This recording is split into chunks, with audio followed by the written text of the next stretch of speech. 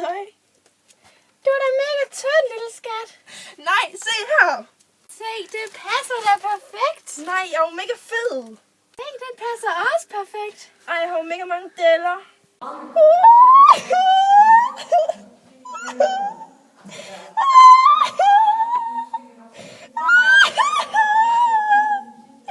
Jeg synes, hun er tyk. Hun er også meget underlig. Jeg synes også, at vi skal få fat i en psykolog. Jeg er meget enig, ja. Det gør vi sgu. Hvorfor synes du, du er tyk? Fordi jeg er tyk. Hvordan har du fået den opfattelse af dig selv? Fordi alle de seje er mega tynde. Jamen Mikkel, hvis der er tøj på det. XX small. Jamen, så er man jo også rigtig tynd. Nej, for alle populære piger, de har bikini brits og tiger, og det har jeg ikke. Jamen, er det ikke at slige noget, hvordan du ser ud? Nej, det er det ikke. For så kan de ikke lide mig. Jo, så snart de der kan elsker dig. Er der overhovedet nogen, der har sagt, du er tyk? Nej, det er der ikke.